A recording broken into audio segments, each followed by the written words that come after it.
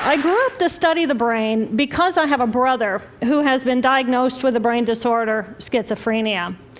And as a sister, and later as a scientist, I wanted to understand why is it that I can take my dreams, I can connect them to my reality, and I can make my dreams come true.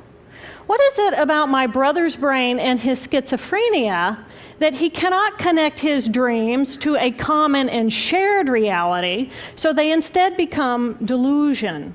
So I dedicated my career to research into the severe mental illnesses, and I moved from my home state of Indiana to Boston, where I was working in the lab of Dr. Francine Bennis in the Harvard Department of Psychiatry. And in the lab, we were asking the question, what are the biological differences between the brains of individuals who would be diagnosed as normal control, as compared with the brains of individuals diagnosed with schizophrenia, schizoaffective, or bipolar disorder? So we were essentially mapping the microcircuitry of the brain, which cells are communicating with which cells, with which chemicals, and then in what quantities of those chemicals.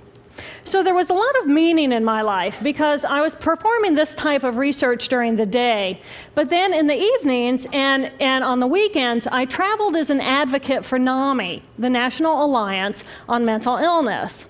But on the morning of December 10, 1996, I woke up to discover that I had a brain disorder of my own. A blood vessel exploded in the left half of my brain. And in the course of 4 hours, I watched my brain completely deteriorate in its ability to process all information. On the morning of the hemorrhage, I could not walk, talk, read, write, or recall any of my life. I essentially became an infant in a woman's body. If you've ever seen a human brain, it's obvious that the two hemispheres are completely separate from one another. And I have brought for you a real human brain. Yes. Thank you. So this is a real human brain. This is the front of the brain, the back of the brain with the spinal cord hanging down. And this is how it would be positioned inside of my head.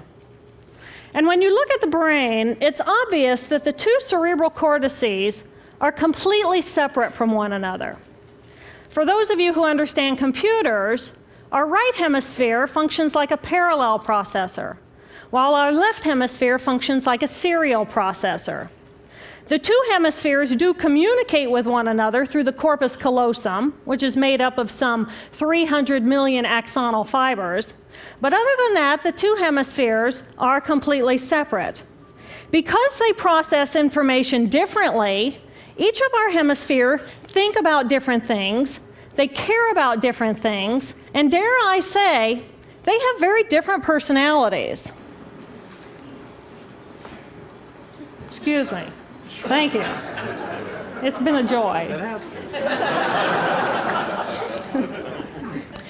Our right human hemisphere is all about this present moment. It's all about right here, right now.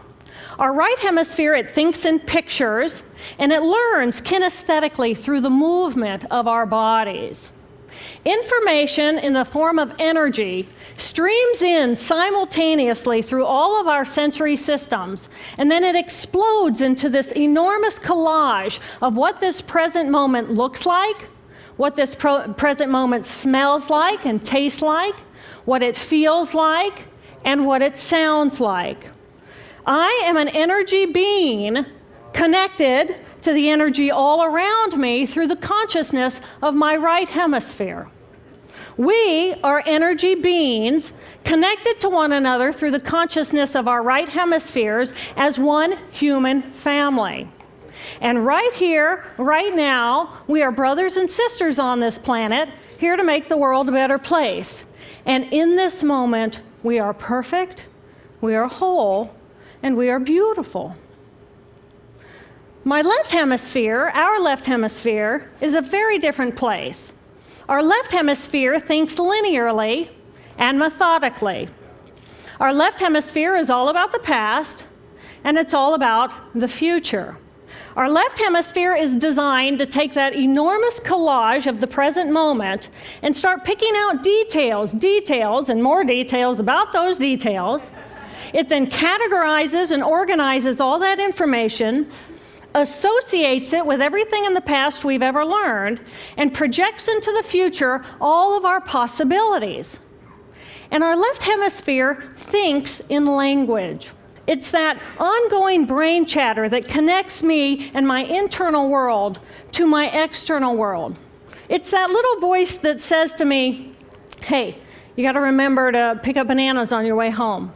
I need them in the morning. It's that calculating intelligence that reminds me when I have to do my laundry. But perhaps most important, it's that little voice that says to me, I am. I am. And as soon as my left hemisphere says to me, I am, I become separate. I become a single, solid individual, separate from the energy flow around me and separate from you. And this is a portion of my brain that I lost on the morning of my stroke. On the morning of the stroke, I woke up to a pounding pain behind my left eye. And it was the kind of pain, caustic pain, that you get when you bite into ice cream. And it just gripped me, and then it released me.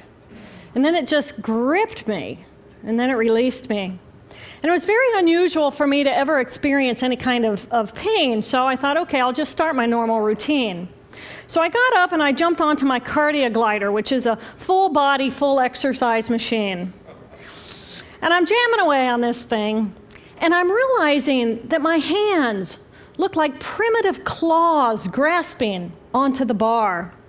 And I thought, that's very peculiar, and I looked down at my body, and I thought, whoa, I'm a weird looking thing.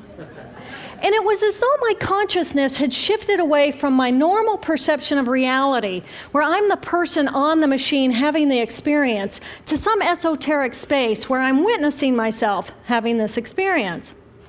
And it was all very peculiar, and my headache was just getting worse, so I get off the machine, and I'm walking across my living room floor, and I realize that everything inside of my body has slowed way down. And every step is very rigid and very deliberate. There's no fluidity to my pace, and there's this constriction in my area of perception, so I'm just focused on internal systems. And I'm standing in my bathroom getting ready to step into the shower, and I could actually hear the dialogue inside of my body. I heard a little voice saying, okay, you muscles, you got to contract, and you muscles, you relax. And then I lost my balance, and I'm propped up against the wall. And I looked down at my arm, and I realized that I can no longer define the boundaries of my body. I can't define where I begin and where I end, because the atoms and the molecules of my arm blended with the atoms and molecules of the wall. And all I could detect was this energy. And I'm asking myself, what is wrong with me? What is going on? And in that moment, my brain chatter, my left hemisphere brain chatter, went totally silent. Just like someone took a remote control and pushed the mute button. Total silence. And at first I was shocked to find myself inside of a silent mind. But then I was immediately captivated by the magnificence of the energy around me. And because I could no longer identify the boundaries of my body, I felt enormous and expansive. I felt at one with all the energy that was, and it was beautiful there. And then all of a sudden, my left hemisphere comes back online, and it says to me, hey, we got a problem, we got to get some help. And I'm going, oh, I got a problem. So it's like, okay, I got a problem. But then I immediately drifted right back out into the consciousness, and I affectionately refer to this space as La La Land. But it was beautiful there. Imagine what it would be like to be totally disconnected from your brain chatter that connects you to the external world. So here I am in this space, and my job and any stress related to my job, it was gone. And I felt lighter in my body. And imagine all of the relationships in the external world and any stressors related to any of those, they were gone. And I felt this sense of peacefulness. And imagine what it would feel like to lose 37 years of emotional baggage. Oh, I felt euphoria. Euphoria. It was beautiful there. And then again, my left hemisphere comes online and it says, hey, you've got to pay attention. We've got to get help. And I'm thinking, I got to get help. I got to focus. So I get out of the shower and I'm mechanically dressed and I'm walking around my apartment and I'm thinking, I got to get to work. I got to get to work. Can I drive? Can I drive? And in that moment, my right arm went totally paralyzed by my side. Then I realized, oh my gosh, I'm having a stroke. I'm having a stroke. And then the next thing my brain says to me is, wow, this is so cool. This is so cool. How many brain scientists have the opportunity to study their own brain from the inside out? And then it crosses my mind, but I'm a very busy woman. I don't have time for a stroke. It's like, okay, I can't stop the stroke from happening, so I'll do this for a week or two, and then I'll get back to my routine. Okay, so I got to call help. I got to call work. I couldn't remember the number at work. So I remembered in my office I had a business card with my number on it. So I go into my business room, and I pull out a 3-inch stack of business cards. And I'm looking at the card on top. And even though I could see clearly in my mind's eye what my business card looked like, I couldn't tell if this was my card or not, because all I could see were pixels. And the pixels of the words blended with the pixels of the background and the pixels of the symbols, and I just couldn't tell. And then I would wait for what I call a wave of clarity.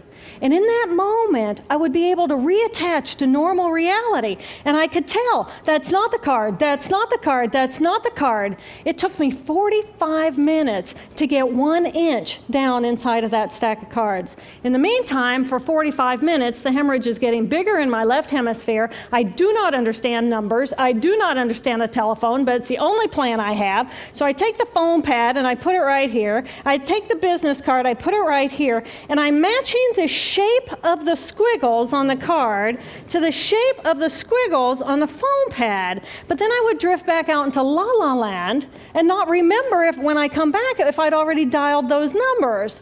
So I had to wield my paralyzed arm like a stump and cover the numbers as I went along and push them so that as I would come back to normal reality, I'd be able to tell, yes, I've already dialed that number. Eventually, the whole number gets dialed, and I'm listening to the phone, and my colleague picks up the phone, and he says to me, and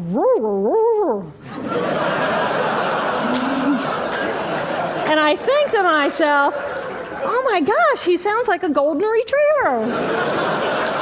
And so I say to him, clear in my mind, I say to him, this is Jill, I need help. And what comes out of my voice is, and I think, oh my gosh, I sound like a golden retriever. So I didn't know that I couldn't speak or understand language until I tried.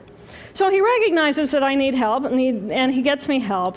And a little while later, I'm riding in an ambulance from one hospital across Boston to Mass General Hospital.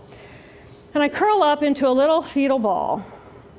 And just like a balloon with the last bit of air just right out of the balloon, I just felt my energy lift and I felt my spirit surrender. And in that moment, I knew that I was no longer the choreographer of my life. And either the doctors rescue my body and give me a second chance at life, or this was perhaps my moment of transition. When I woke later that afternoon, I was shocked to discover that I was still alive. When I felt my spirit surrender, I said goodbye to my life, and my mind was now suspended between two very opposite planes of reality. Stimulation coming in through my sensory systems felt like pure pain. Light burned my brain like wildfire, and sounds were so loud and chaotic that I could not pick a voice out from the background noise, and I just wanted to escape.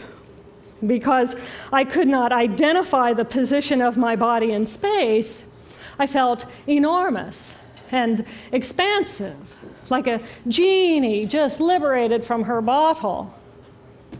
And my spirit soared free like a great whale gliding through a sea of silent euphoria. nirvana. I found nirvana.